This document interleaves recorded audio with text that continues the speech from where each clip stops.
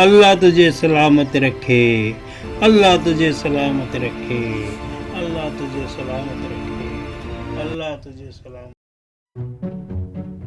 अरे शंकर, तू इस वक्त यहाँ, क्या बात है?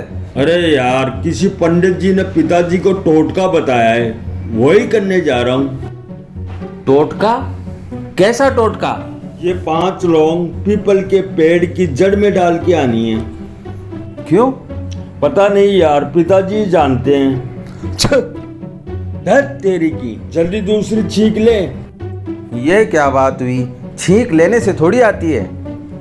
मेरे पिता कहते हैं जब कोई काम करने जाता हो और कोई छींक दे तो फिर उस समय वो काम नहीं करना चाहिए। और मैंने अपने पिताजी से ये सुना है कि जब छींक आती है तो समझो ऊपर वाला तुम पर कोई ना कोई कर्म करने वाला है। छींक आने से तो दिलो दिमाग की नसें खुलती हैं।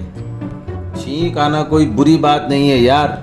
मगर पिताजी की बात मानना भी जरूरी है। चल अब घर ही चलते हैं। जैसी तेरी मर्जी, लेकिन हमें इन टोटकों पर भी रिसर्च करनी चाहिए कि ये किस दौर की ज़रूरत थी और क्यों थी। इसके अलावा ये भी देखना चाहिए कि क्या आज के इस दौर में भी टोटकों की ज़रूरत है। चल कोई बात नहीं, ऊपर वाला हम सबको सद्बुद्धि दे और सबको सीधी राह दिखाए। चल अब घर चलते हैं। हंस के बोली जिंदगी यूं, हंस के बोली जिंदगी यूं, मैं मजा लेकिन सजा तू, जर जोरू के चक्कर में, जर जोरू के चक्कर में भूल गया अपना खुदा तू।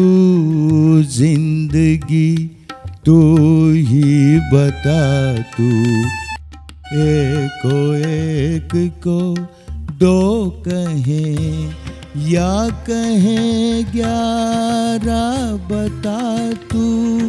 रंगी को ना रंगी कह कर, रंगी को ना रंगी कह कर, न्याय का सर ना झुका तू। जिंदगी तू ही बता तू, जिंदगी तू ही बता तू। जिंदगी का नायक बन के तोल तराजू में खरा तू।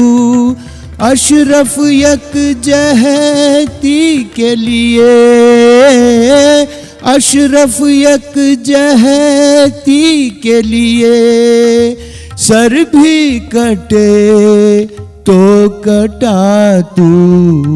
जिंदगी तू ही बता तू, क्या किसी की है सखा तू। बुग़्ज़ की ना टांग खींचना, नफरतों का क्यों घड़ा तू। बुग़्ज़ की ना टांग खींचना, नफरतों का क्यों घड़ा तू। जिंदगी तू ही बता तू। अरे बाबा, झोला कहाँ है? ईख का झोला था, उसे फेंक दिया मेरे भाई।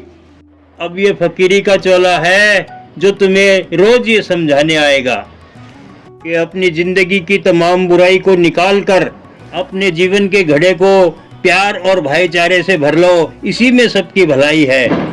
बहुत अच्छी बात कही बाबा।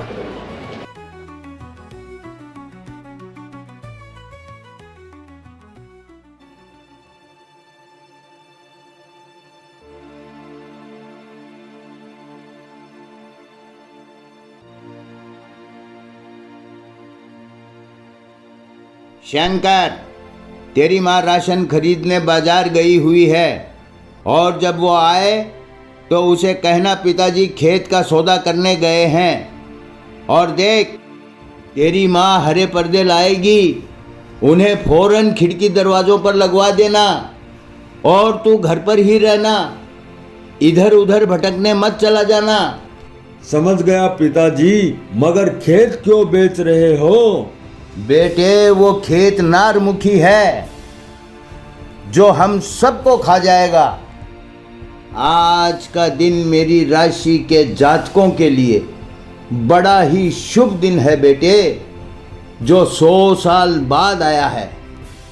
आज के इस मंगलमय दिन को मेरी राशि के जातक यदि रात 9 बजे तक हरा कपड़ा धारण करके अपनी भूमि को बेच देंगे तो उसकी पीढ़ी दर पीढ़ी मालदार ही बनी रहेगी। मगर पिताजी, यह हरा रंग तो मुसलमानों का है, जिससे आपने हमेशा नफरत की है, और आज आप उसी रंग को अपने कंधों पर और घर की दरों दीवारों पर सजाने की बात कर रहे हो। मेरे तो कुछ समझ में नहीं आ रहा है पिताजी। क्योंकि तू अकल का हीन है।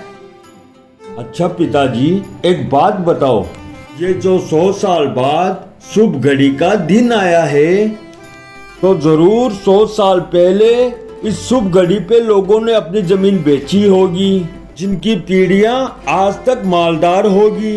तो क्या उनका कहीं रिकॉर्ड मौजूद है? ये तेरी तिलामी बातें बंद कर और जो मैं कह रहा हूं उस पर तवज्जो दे। समझ गया पिताजी, शुक्र है भगवान का कि उसने हमको एक खेत भी दे रखा है, वरना तो आज ये घर भी बिक जाता। फिर वही तेरी तिलामी बातें।